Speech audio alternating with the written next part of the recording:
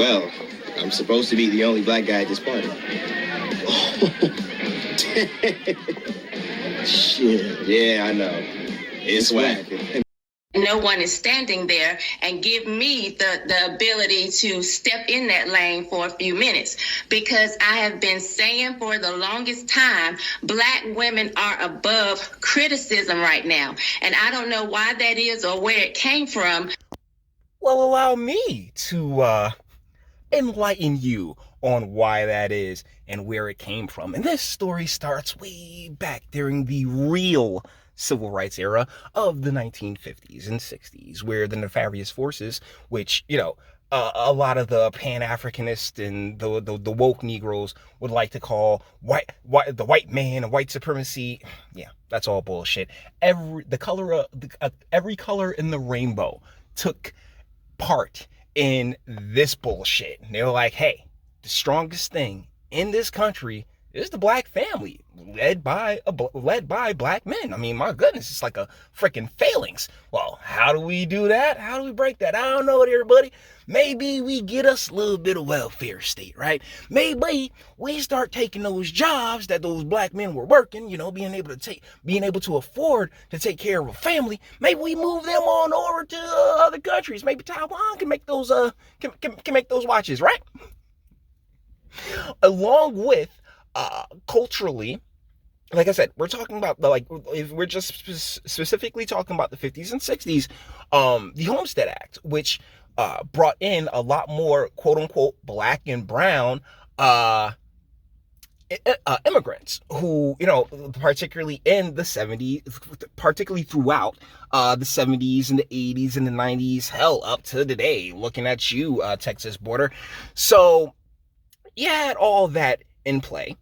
Then you add the bureaucratic side, right? Where all of these urban spaces, right? All the black communities, well, I mean, the type of manufacturing work that men are more accustomed to, more naturally adept at, well, that's all gone. Everything now is just women sitting between each other and pushing paperwork back and forth on the government's dime. I mean, they created all these different programs. Oh, we need a program for this. We need a program for that. We need a program for this because, these children, they need something out here. When in reality, all those children needed what their fathers, but second-handedly, making sure that the father was gone via that welfare state, via that moving of the jobs, and all of that over decades, over generations, the ultra feminization of urban America, to whereas right now, you got those same nefarious forces which pushed these communities into this more feminine, matriarchal way of life, way of being, pressing the artistry of a Lizzo, the artistry of a Cardi B, the artistry of a Lil Nas X, basically no artistry, all just there to promote degeneracy.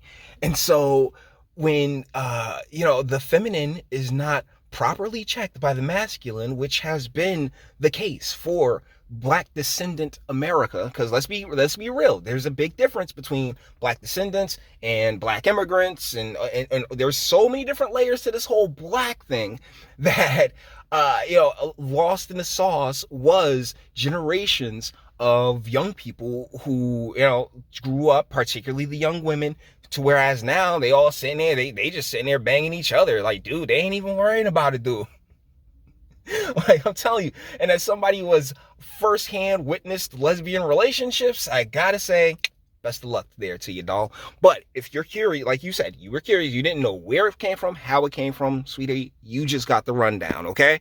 That's basically the story of American descendantry since the real civil rights era, not this commodified, commercialized, bullshit that, that Pepsi and all of these other, in the government and all these other portions of the same nefarious forces that I talked about before. That's where they all, saying like that's where they all are, is all exploitation.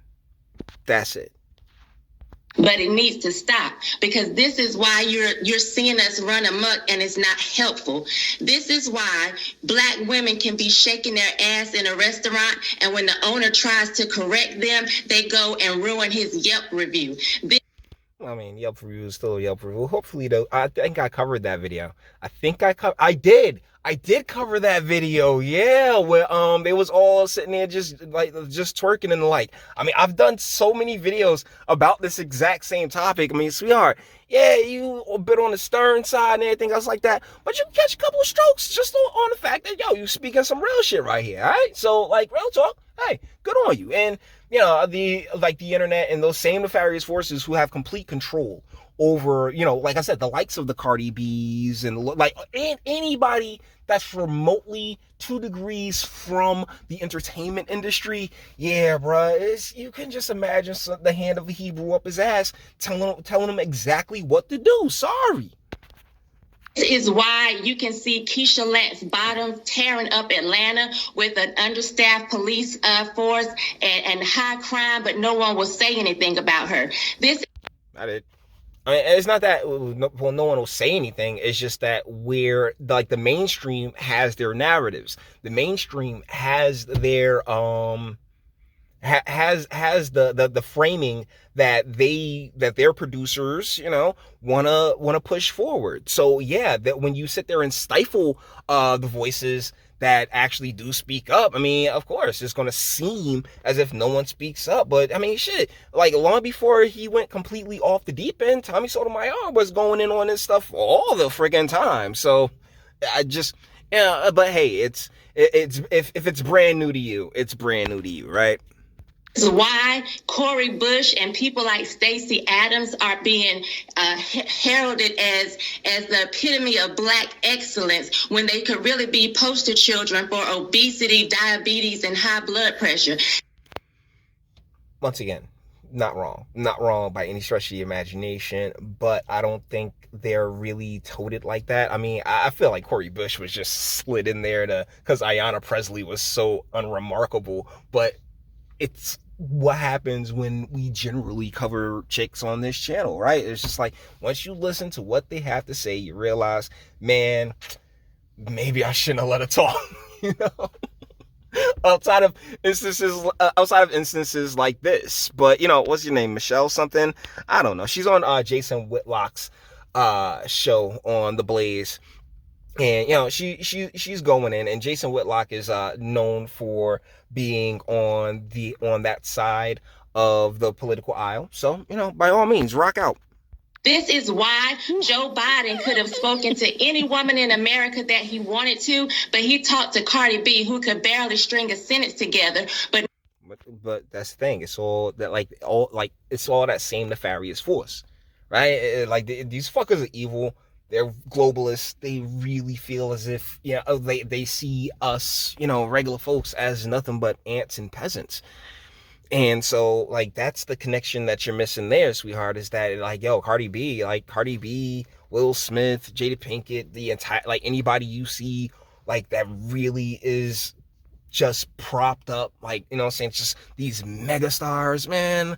I can't tell you. I genuinely, because I wasn't in the room, but I know there was a room where that casting couch was. I can't tell you things they had up their ass. No one wanted to say anything because she's a Black woman. This is why you...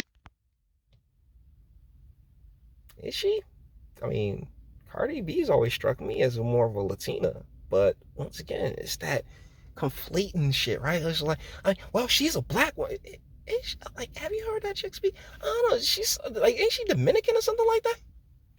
But that's why, you know, like I said, the Crayola Cabal bullshit is just so damning in so many ways, because it really does group in people who really have no space next to each other, you know? And that's not to knock them, right? Like, I mean, as Americans, boom, we all in this together, regardless of whatever culture or ethnicity you come from. I mean, we all fam, right?